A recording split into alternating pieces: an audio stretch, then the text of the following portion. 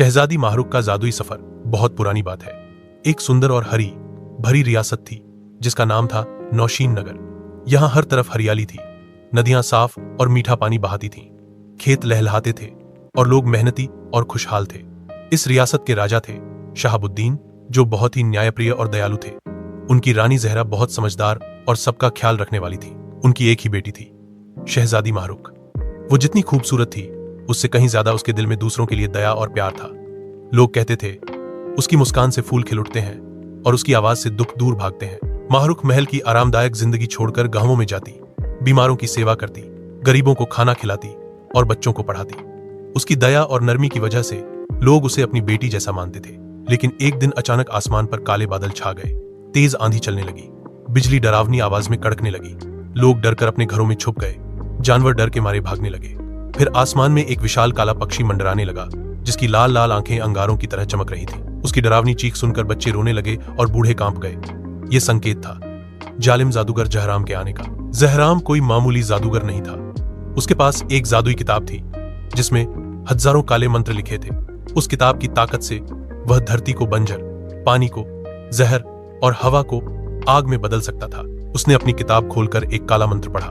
अचानक नदियां सूख गईं, खेत जलकर राख हो गए, पेड़ काले और मुरझा गए, जानवर मरने लगे और हवा में जहरीली बदबू फैल गई। लोग भूख और प्यास से बिलखने लगे। राजमहल में अफरातफरी मच गई। लोग महल के बाहर आकर गिड़गिड़ाने लगे, राजा साहब हमारी मदद कीजिए। राजा शहाबुद्दीन ने तुरंत दरबार लगाया। दरबार में सारे मंत्री, सेनापति, वैद्य और बुजुर्ग बैठे थे। राजा की आंखों में गुस्सा और दुख था।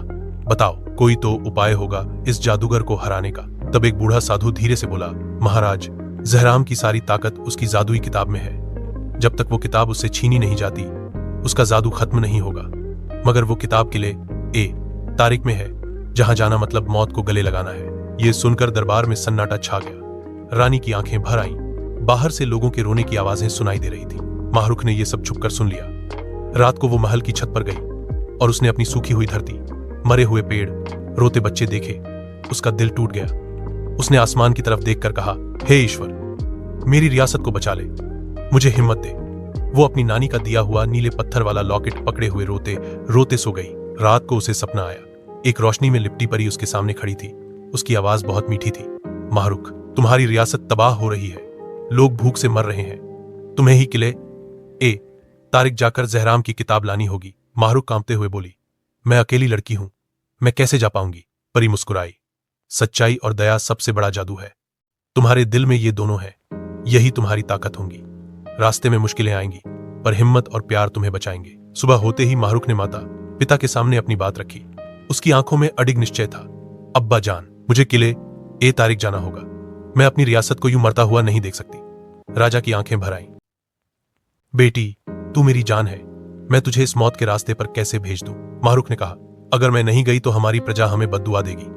उनकी जान मेरी जान से ज्यादा कीमती है। रानी जहरा ने बेटी की आंखों में वही चमक देखी जो सच्चाई और हिम्मत वालों में होती है।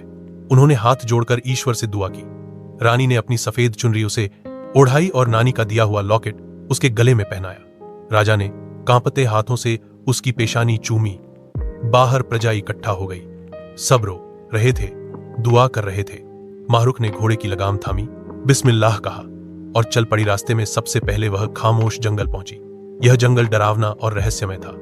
पेड़ सांपों की तरह अपनी शाखाएं लपेटते थे। काले धुंध में सब खो जाता था। पक्षी उल्टी भाषा में बोलते थे। घोड़ा कांपने लगा।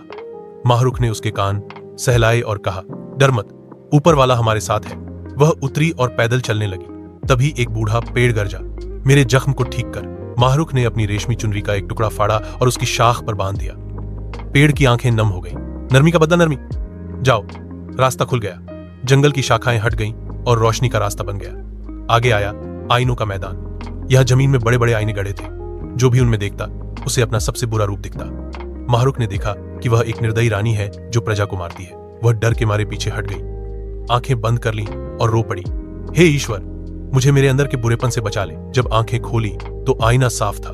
उसमें वही मासूम और दयालु माहरुख दिख रही थी। आईने टूट गए और रास्ता खुल गया। फिर वह पहुंची परियों की झील पर। झील इतनी साफ थी कि उसमें आसमान का अक्स दिख रहा था। बीच में पत्थर का पुल था जो अधूरा था। 7 रंग बिरंगी परियां पानी से निकली। उन्होंने कहा, सच बताओ, क्यों आई हो? माहरुख ने सब कुछ बता दिया। राज्य की हालत, भूख से मरती प्रजा, अपने माता पिता का दुख। परियां मुस्कुराईं, सच्चाई सबसे बड़ा जादू है, ये जादुई पानी लो, किले में तुम्हें यही बचाएगा। पुल पूरा हो गया और वह पार हो गई। आगे आया आग का पहाड़, चारों तरफ लावा बह रहा था। एक विशालकाय अजगर बैठा था जिसकी आंखों से आग निकल रही थी। वह गरजा, सबसे कीमती चीज देनी होगी। माहरुख ने अपना नीला लॉकेट देखा जो उसकी नानी की याद थी।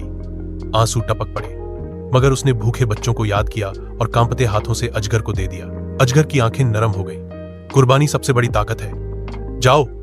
लावा जमकर पत्थर बन गया और रास्ता खुल गया। आखिर में वह पहुंची किला ए तारिक।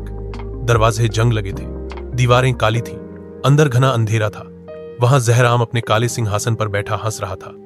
एक लड़की मुझे हराएगी, हा हा हा। माहरुख ने परियों का दिया पानी निकाला। जहराम ने काला मंत्र पढ़ा, काली आग उस पर झपटी। माहरुख ने आंखें बंद की, बिस्मिल्लाह कहा और पानी फेंक दिया। जहराम की चीखें गूंजी, उसका शरीर पत्थर का बन गया। किताब उसके हाथ से गिर गई। माहरुख ने किताब उठाई और खोली। उसमें से रोशनी फूटी और किला कांपकर जमीन में समा गया। वापसी का रास्ता बदल गया। जंगल हरा हो गया, नदियां बहने लगी, खेत लहलहाने लगे, लोग खुशी से नाच उठे। महल में जश्न हुआ। राजा ने उसे गले लगाकर कहा, मेरी बहादुर बेटी। प्रजा ने नारे लगाए, जिंदाबाद शहजादी माहरुख। माहरुख मुस्कुराई और कहा, यह मेरी नहीं, हम सबकी जीत है। सच्चाई, हिम्मत और कुर्बानी हमेशा जीतती है।